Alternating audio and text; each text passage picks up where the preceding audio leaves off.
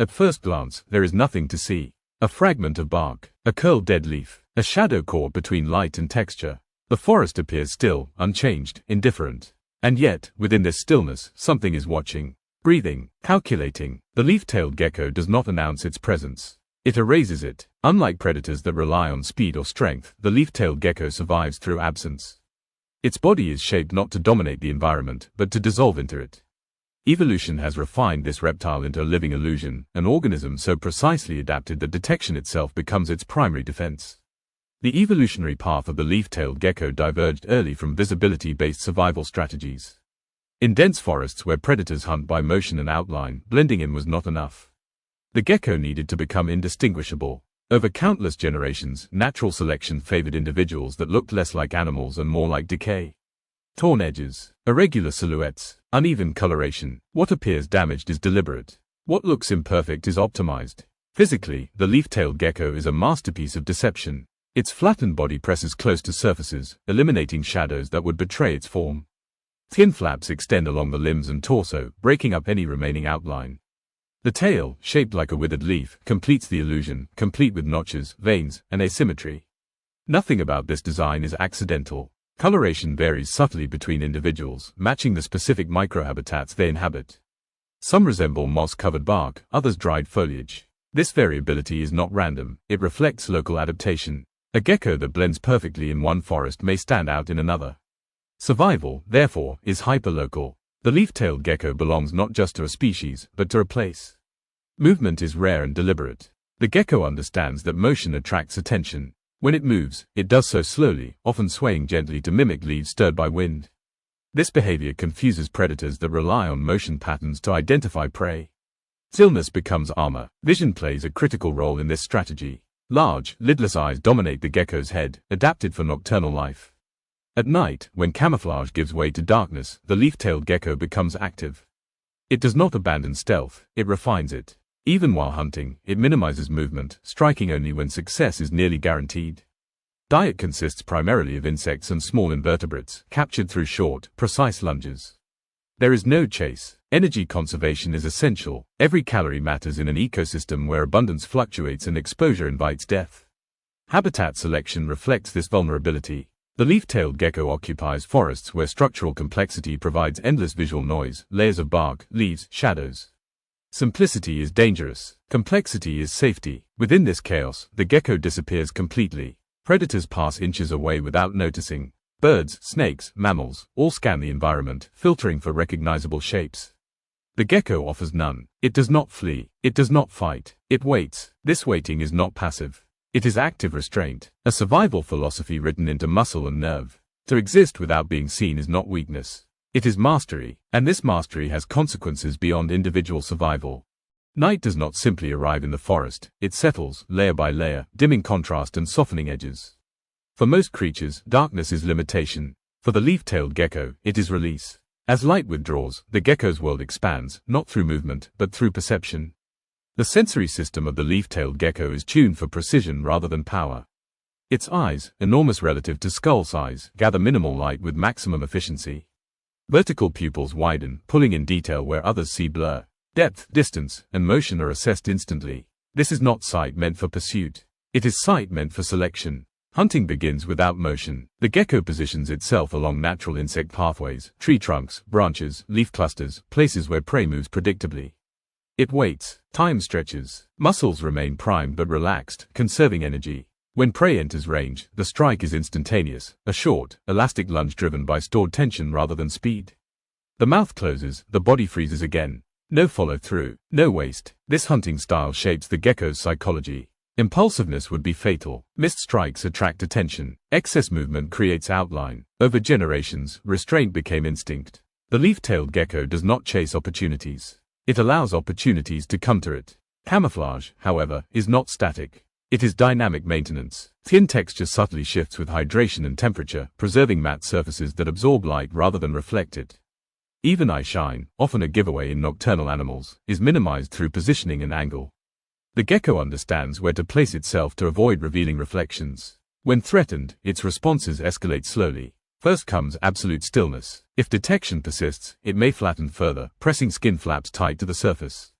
Only when contact becomes imminent does it move, and even then, movement is minimal, often a single repositioning step that restores invisibility. Fleeing is a last resort. Social behavior is sparse but structured. Leaf-tailed geckos are not communal, yet they tolerate proximity when resources overlap. Encounters are brief, silent, and resolved through posture rather than conflict. Aggression is costly. Invisibility favors diplomacy. Breeding introduces risk into this finely balanced system. Males must reveal themselves to locate females, relying on scent and subtle movement cues. Courtship is understated, avoiding displays that could attract predators. Eggs are laid in concealed locations, beneath loose bark, within crevices, often reused across seasons. Selection of these sites reflects learned environmental knowledge, not random choice. Hatchlings emerge already equipped with functional camouflage. Though smaller and more vulnerable, their proportions mirror adults, granting immediate protection. Survival rates remain low, but those that persist do so by learning quickly. Stillness is reinforced. Exposure is punished. The forest educates without mercy. Predator interactions further refine behavior. Birds may pass within centimeters. Snakes may coil nearby. Mammals may brush against the very surface the gecko inhabits.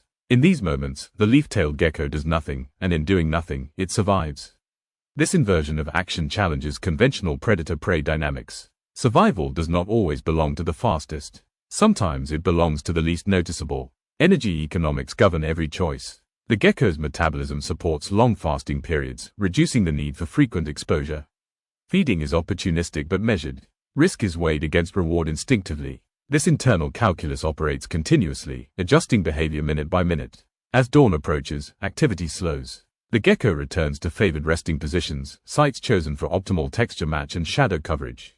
Here, it will remain motionless through daylight hours, becoming once again an object rather than an organism. In this rhythm, night awareness, day erasure, the leaf-tailed gecko persists. It does not compete. It does not dominate. It endures by mastering absence. And absence, in a crowded world, is power. In ecosystems defined by excess, noise, color, motion, the leaf-tailed gecko represents the opposite principle. It is subtraction embodied. Where other species carve niches through competition, this gecko slips between them, occupying the negative space no one else can survive within. Its ecological role is quiet, yet precise, like a fine instrument adjusting a complex system by millimeters rather than force. By feeding primarily on insects and small invertebrates, the leaf-tailed gecko participates in population regulation that prevents explosive growths capable of damaging vegetation and destabilizing forest microhabitats. It does not eliminate prey populations, it trims them. Selectively, consistently. In doing so, it supports plant health, fungal balance, and the countless organisms dependent on stable undergrowth dynamics. The impact is diffuse, but cumulative. The gecko's presence also influences predator behavior. Predators that fail repeatedly to detect prey in certain zones adjust hunting routes, timings, and target species. This behavioral pressure redistributes predation intensity across the forest, indirectly protecting other vulnerable organisms. The leaf-tailed gecko shapes the ecosystem not by action, but by frustration, by being missed. Yet this balance is fragile. The very specialization that makes the leaf-tailed gecko extraordinary also renders it vulnerable. Its camouflage is hyper-specific. It depends on intact forest textures, bark patterns, leaf litter complexity, shadow depth. When forests are logged, simplified, or fragmented, the visual noise it relies on collapses. In uniform environments, invisibility fails. Deforestation does not need to be total to be catastrophic. Even selective logging alters light penetration, drying bark surfaces and changing color palettes.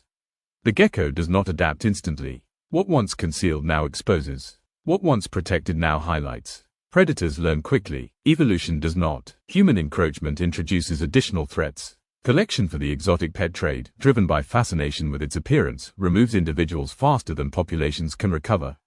This loss is amplified by low reproductive rates and high juvenile mortality. Each adult removed represents not just a life, but decades of learned environmental mapping erased. Climate change compounds these pressures subtly but relentlessly. Shifts in humidity affect skin texture and adhesion. Temperature changes alter insect availability and activity cycles. Increased storm intensity strips bark and foliage, reducing viable camouflage surfaces. None of these factors alone guarantee extinction. Together, they tighten margins. The leaf-tailed gecko's adaptability has limits. It can adjust behavior, but not identity. It cannot choose a new strategy without abandoning the one that defines it. Speed would betray it. Aggression would expose it. Brightness would kill it. Its only path forward is continuity. Conservation efforts, therefore, must prioritize habitat integrity over intervention. Preserving complexity matters more than managing populations. The gecko does not need rescue. It needs forests allowed to remain messy, layered, imperfect. In chaos, it thrives. Education is equally critical. Fear is not the problem here, fascination is. The desire to possess what should only be observed drives much of the damage. Understanding that some creatures are not meant to be held, displayed, or controlled is essential. The leaf-tailed gecko is not decoration. It is process. Within intact habitats, the species continues to perform its role flawlessly. It hunts without being seen. It avoids without fleeing. It survives without announcing itself. These are not accidents. They are outcomes of an evolutionary philosophy that values restraint over dominance. As pressures mount, the leaf-tailed gecko becomes a litmus test for forest health. Where it persists, complexity remains. Where it vanishes, simplification has already begun. And still, the illusion holds, for now. The leaf-tailed gecko stands as proof that evolution does not always reward those who expand, accelerate, or dominate. Sometimes, survival belongs to those who refine themselves into silence. This gecko is not an accident of nature, it is a conclusion, a long answer to a single, brutal question: how do you survive when being noticed means dying? Its form represents an evolutionary endpoint where visibility has been engineered out of existence. Not reduced, not minimized, removed. The leaf-tailed gecko does not hide behind camouflage. It becomes camouflage. In doing so, it crosses a boundary most organisms never approach, blurring the line between life and landscape. Predator and environment collapse into one image. This strategy carries philosophical weight. In a biological world often framed around competition and dominance, the leaf-tailed gecko embodies withdrawal as power. It does not challenge stronger animals. It does not outrun faster ones. It does not outfight anything. It simply refuses to be part of the contest. And that refusal works. Its evolutionary success is measured not in abundance, but in persistence. Populations remain small, scattered, and quiet, yet stable over long periods when habitats remain intact. This stability reflects a deep alignment with place. The leaf-tailed gecko does not migrate. It does not explore widely. It commits fully to a specific environment and masters it completely. In return, the environment shelters it. This intimacy with habitat explains why loss is so devastating. When forests are simplified, sanitized, or reordered for efficiency, the gecko has nowhere to go. It cannot translate itself into new textures. It cannot reinvent invisibility on demand. Its survival strategy is not portable. It is rooted. Protecting the leaf-tailed gecko, therefore, requires a shift in conservation thinking. It is not enough to preserve space. One must preserve complexity. Dead leaves must remain. Bark must age and crack. Shadows must fall unevenly. Forests must be allowed to look untidy. Life depends on that disorder. The leaf-tailed gecko also challenges how humans define value. It offers no utility. It provides no spectacle unless searched for carefully. It does not perform. It exists quietly, asking for nothing. In a world that rewards visibility, this creature survives by rejecting it entirely. There is a lesson embedded here, ancient and uncomfortable. Not all success is loud. Not all intelligence seeks attention. Some systems endure precisely because they do not draw focus. The leaf-tailed gecko survives by understanding a truth modern ecosystems and societies often forget: presence is not mandatory. As long as forests retain their layers and shadows, this illusion will continue. Leaves will curl, bark will split, and somewhere within that texture, a living form will remain perfectly still, watching the world pass without ever being seen. The leaf-tailed gecko does not disappear because it is weak. It disappears because it has mastered the art of remaining.